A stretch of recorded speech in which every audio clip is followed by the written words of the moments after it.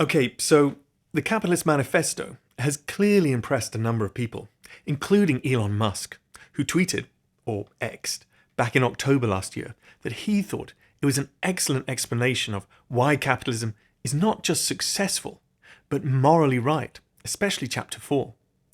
Well, we'll get to Chapter 4 in a moment, and indeed, at the very end, I'm going to loop back to Tesla and SpaceX. But I think the book is interesting as a good example of a kind of rhetorical move that I've seen quite a lot of these days. Step 1, you make the relatively easy case that countries that are capitalists have done very well for themselves over the last couple of centuries.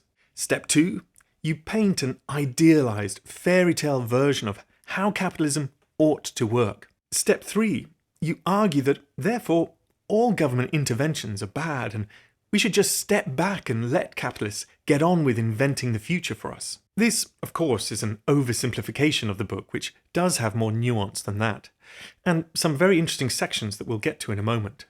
But it is a rough sketch of its underlying argument, and it is essentially the same argument put forward by Milei in his recent Davos speech that also impressed Elon Musk. And it's a rhetorical move that tries to push the discussion back deep into the 20th century struggle between the collectivist left of the Soviet Union versus the neoliberal right of Thatcher and Reagan, an ideological framing from nearly 50 years ago. And as far as I can see, that's just not where most people are at these days.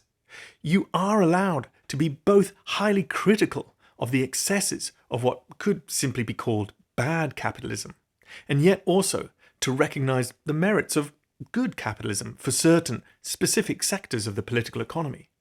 Similarly, you can be highly critical of many aspects of government that are excessively interfering or wasteful, while still championing the essential role that our liberal democratic nation states play as a moderating power external to the logic of capitalism. So, with that meta-framing in place, let's look at the key steps of the argument as laid out in the Capitalist Manifesto.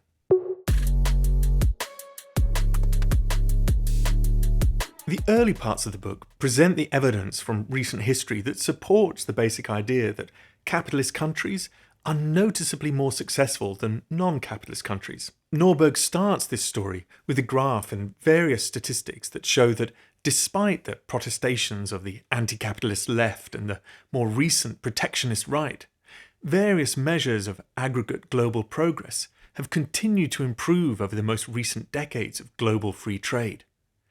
He then makes the case that it is countries with a high level of economic freedom that have contributed most to the growth that underpins this progress. And, like others, he notes the history of global GDP over the last 2,000 years that shows a significant uptick around the 1800s, saying, "But 200 years ago, something suddenly happened in Britain, which was then the world's freest economy.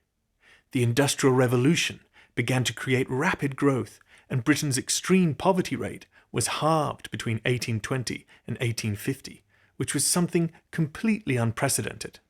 The implication is surely that we're meant to understand this massive uptick in the global per capita GDP as being caused by the emergence of classical liberal capitalism onto the world stage.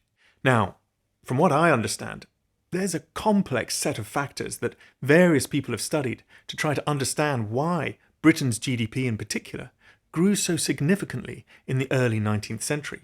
Factors that also include colonialism and the liberal exploratory mindset of Enlightenment thinking within a Protestant culture. So capitalism is one such factor, but it seems odd to portray it as the predominant one. And similarly, there are a myriad of factors that contributed to the further boost to Western GDP in the early 20th century, including the switch over to being an oil-based economy and the technological advances developed during the Second World War. And again, capitalism is surely another such factor, but I think it's hard to truly disambiguate capitalism's impact compared to the fact that Britain and then America were the world's hegemonic powers. But Norberg also gives later examples of South Korea's capitalist success compared to North Korea's stagnation, and the huge economic success of Hong Kong and Singapore and Taiwan compared to other parts of Asia. And to me, these comparisons feel more compelling, even though there too the story's never simple.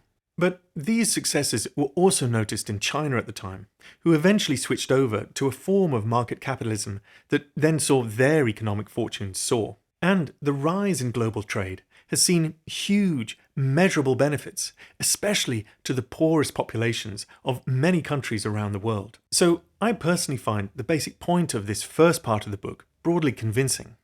Capitalism and global trade have been good at boosting the economic success of countries as measured by GDP, and billions of people have benefited from this over the last century. There's also a nice section of the book where Norberg unpacks what goes into a simple cup of coffee, detailing the network of global supply chains and companies with different expertise that come together to allow so many of us to quickly and cheaply make a good cup of coffee. Multiply that by all the facets of our modern lives, and it's hard to see how anyone could fully extricate themselves from the web of contemporary global trade. But that doesn't mean that we just have to accept global capitalism as it is.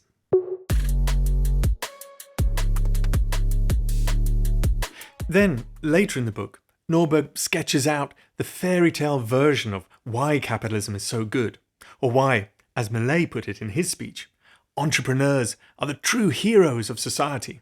And, as you probably guessed, this is the chapter 4 of the book that Elon Musk enjoyed so much. The chapter is provocatively called In Defense of the 1%, and in it he relates a statistic calculated by Nobel laureate William Nordhaus that suggests that capitalists see just 2.2% of the total value to society of their innovations. Entrepreneurs may get rich, but society gets most of the benefits. So, Norberg argues, the inequality of having rich capitalists should not be seen as a problem, but as a symptom of a whole society getting much more wealthy. To illustrate his theme, Norberg relates a story from the Swedish author August Strindberg. So let me read this short passage from Norberg that comes across as a sort of parable of the good entrepreneur. In The Son of a Servant, Strindberg tells the story of the worker who has come to a poor village and who has an idea. He borrows money, buys raw materials and tools, and asks peasant girls if they can help him weave straw, and peasant boys if they can sew straw hats. And suddenly, a new business is operational. He pays the workers as agreed, never misses a payment on his loans, and pays for the raw materials, and still manages to make a small profit. That profit incentivizes him to develop more efficient production, create better designs, find larger markets, and constantly stay one step ahead of the competition. Business is getting better and better, and suddenly the village is flourishing. The workers are also better off. The hungry are fed, and the worker, who is now a capitalist, is rich. But one day, a spoiled young socialist summer worker comes to the village, and he incites the workers. This capitalist has become rich off your work. He is a thief.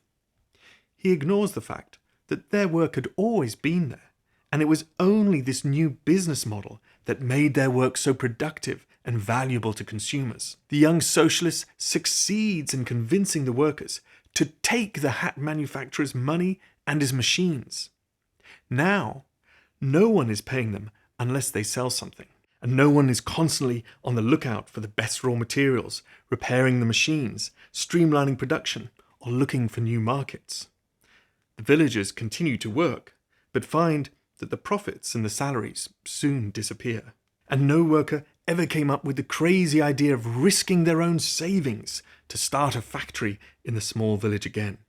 A village that soon fell back into poverty and hunger. And here endeth the lesson. Now, some of you may well be itching to rip apart the details of this little story. But I think it's quite cleverly done.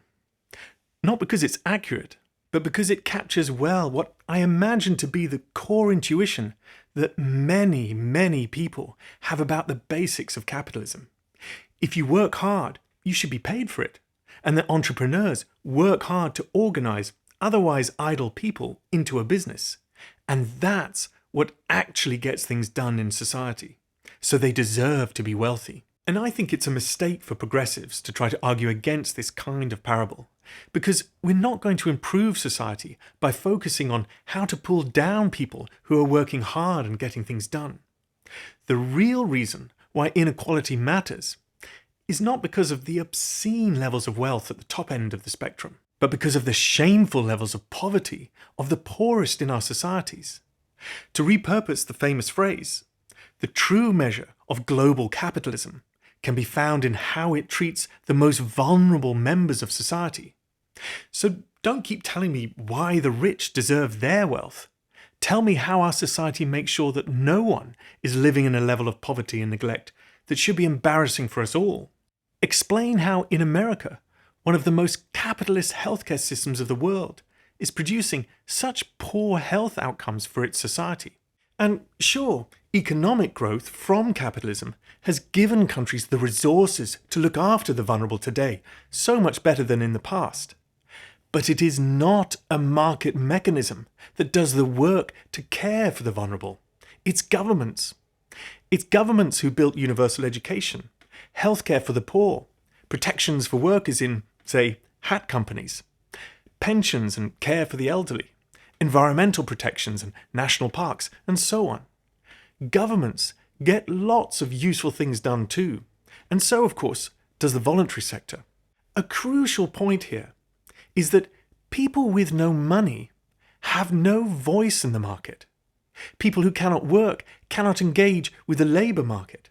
So capitalist mechanisms are blind to so many aspects of society that we care about, which is why governments are an essential partner of capitalism in order to have a chance of making a good, healthy society. And that is the real lesson from recent political economic history. And that story was better told by Martin Wolf in his book, The Crisis of Democratic Capitalism, that talked about the relationship between capitalism and the democratic nation state as symbiotic twins, rather than Norberg's book that placed all the glory of our significant progress over the last couple of centuries solely at the feet of capitalism, which just doesn't ring true. So this brings us to the second crucial fairy tale about idealized capitalism, which is that competitive markets will keep companies honest and efficiently solve all of the problems of society. I've already mentioned how the poorest in society are almost invisible to any market mechanism. But here I want to focus on the other part of this myth, which is laid out in this quote from Norberg's book, where he has been talking about the potential existence of rogue companies that do not have the interests of society at heart. I know perfectly well that there are thieves and bandits hiding among the companies. That is why we must have free markets. It is precisely because we cannot count on their goodwill that we need to control them with free competition and consumer choice, as well as an independent legal system and free media. Capitalism is our way to keep capitalists under our control.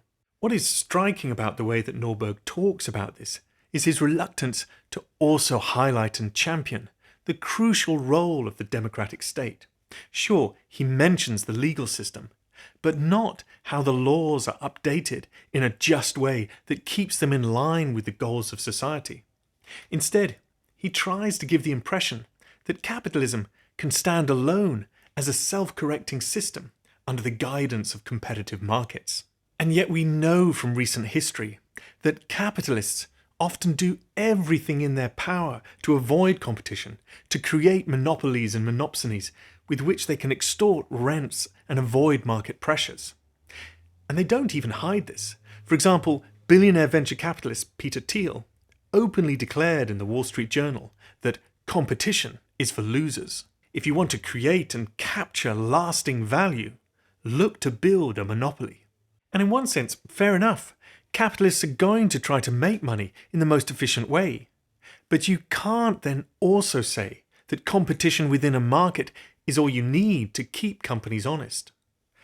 But this is an essential part of the fairy tale version of capitalism, as it is the theoretical way to try to exclude the state from having any significant role.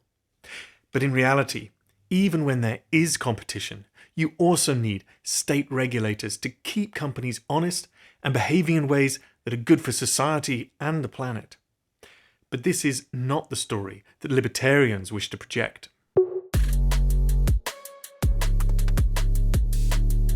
So, it's not as if Norberg doesn't acknowledge that governments have a role in our political economy, but when he mentions their role, it's almost always cast in a negative light. For example, when Norberg rightly complains about the excessive behaviours of the financial markets, he particularly places blame of their behaviour on the fact that they know that the government will bail them out. The problem is that in this way, the state has annulled the market forces. And if companies and speculators know they will be saved if their investments fail, their only driving force is to increase their leverage, seek increasingly exotic assets, ever higher risks, and multiply their efforts, aware that they can always send losses to the government. In this way, we systematize mispricing of risk and stockpile more and more bad investments in the economy. In many ways, I agree. But while letting failing companies collapse all sounds fine in theory, what if it's not just the village hat company that is going bust, but rather a water company responsible for millions of households, or a pension company responsible for the investments of hundreds of thousands of families? Sure, I'm not saying that the government should save those companies as privately owned entities, but if the government has to step in to avoid such massive damage to its citizens, isn't that a colossal failure of capitalism? And if you can't stomach the idea of governments rescuing companies, doesn't that show that there are certain essential aspects of our political economy, like water services, that just don't fit well with the competitive market mechanisms that are necessary for capitalism? Conversely, Norberg keeps suggesting that capitalism can solve certain problems by itself, that actually it can't. For example, when talking about environmentalism, Norberg says, "This form of environmental degradation runs counter to the fundamental capitalist principle that everyone should bear the costs of their own behaviour." Wow, that sounds great. But Norberg knows that's just not the case. In the very next sentence saying, "Polluters privatize profits, but socialize costs. If companies are free to use other people's resources or dump their waste, they will do so. Unless," Norberg explains, "governments impose costs on the companies for doing so."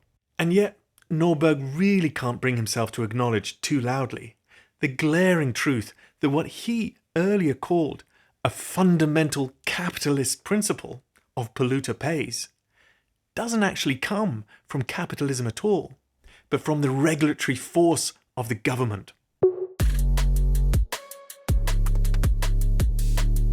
The last aspect of the book that I want to talk about here is the one that ends up relating to Tesla and SpaceX.